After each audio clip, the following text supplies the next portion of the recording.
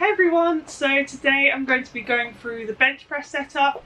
This is in terms of powerlifting and going alongside the IPF rules for the bench press. The bench press is one of the least technically forgiving lifts, so it's really crucial that you nail the setup. So I'm going to go step by step through the setup and how to get into the best optimal position possible. Okay, so the first thing is to be able to get the right upper back positioning. So what we want here is to get our scapula retracted as much as possible and actively depressed. So a way that you can feel this positioning and get into the right position before bench press, and you can also use as a warm-up, is to use a resistance band and do band pull-aparts. So I'm just going to show you so you can see what I mean by this. So we're going to get the band, we're going to hold it at either end.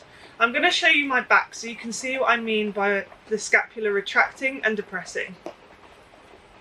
So here we're going to think of retracting, so squeezing the shoulder blades together and depressing the shoulder blades.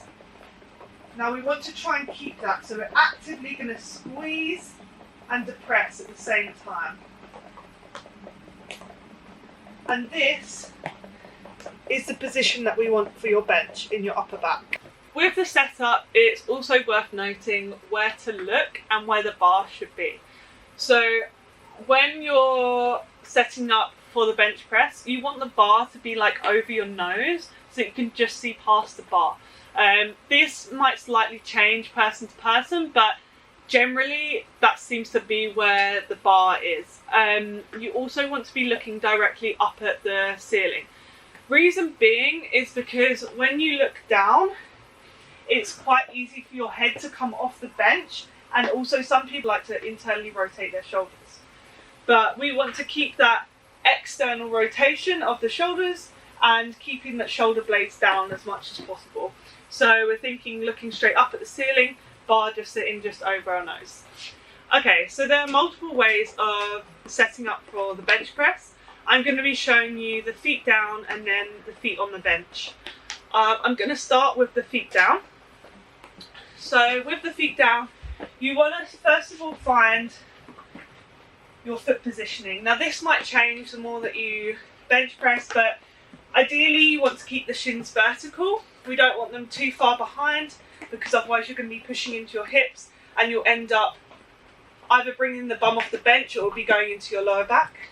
You don't want it too far forwards that you're not able to gain enough force to push and keep that leg drive.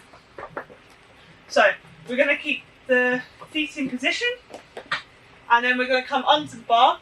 We're going to put our hands into what our normal grip positioning is.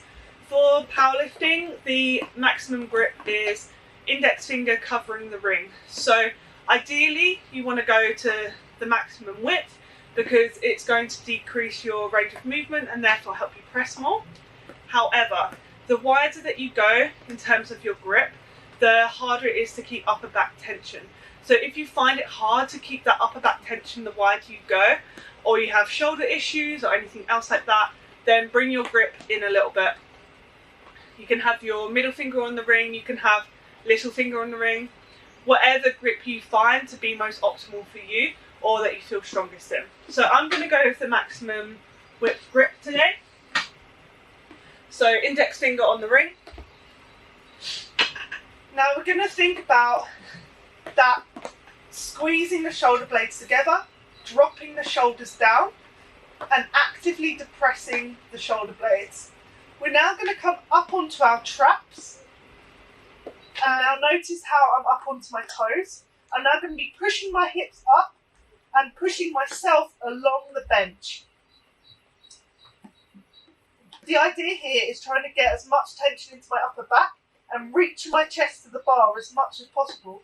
I'm using my legs here to help me get up onto my upper back as much as possible.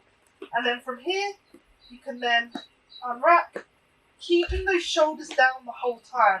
When you unwrap, do not allow your shoulders to come out and your elbows to flare. So you're going to unwrap, and then from there, you'll then set. Notice how I'm very lightly touching my bum on the bench. If I let go of any leg drive, I'm completely relaxed, and look how my shoulders and my chest drops. So I want to think of very lightly touching my bum onto the bench. So notice there how I'm getting up onto my traps. I'm thinking of squeezing the bench with my shoulder blades, and I'm actively pulling my shoulders down. So almost like you're trying to pull your lats down towards your bum. I'm keeping constant leg drive throughout.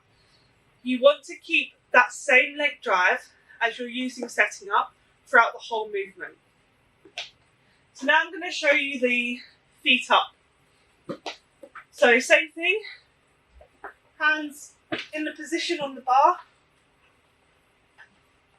You're finding that upper back position, and we're going to put our feet on the bench, lift up the hips again, come up onto the traps, reach that chest or rib cage up to the bar. Notice how it's really hard for me to talk right now.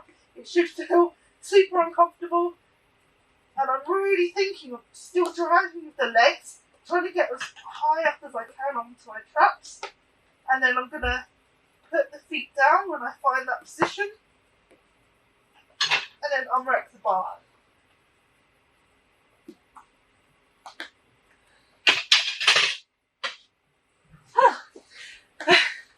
Notice how it's really hard for me to talk in that position because there is so much upper back tension.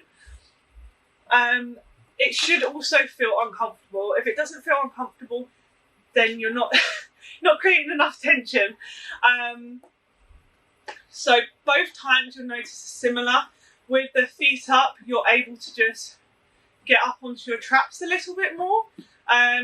But for me personally, I prefer the feet down. I find that just as good, and I find that my foot positioning is consistent. Whereas with the feet up, I find it a little bit harder to find my foot, keep my foot positioning the same each time. But both ways totally work, and I use both of them with all my athletes. Alright, I had to chuck my jumper back on because it's actually snowing outside and I'm freezing, but I wanted to show you my back positioning without the jumper on. Anyways, I could go into a lot more detail with the bench press, but these are kind of like the main things that I would usually go through with an athlete to start with. But please let me know if you'd like any more details on the bench press. There are so many different aspects of it. It is so technical, but it is really important to just nail those basics. Just nail those fundamentals of the foundation of the lift. I hope you all found this helpful. I've really enjoyed doing these videos, so please let me know if there's anything specifically that you'd like me to go through. You can find me on Instagram at Sophia Strength. Please leave me a comment below. Please like and subscribe. And yeah, I hope to do more of these videos soon.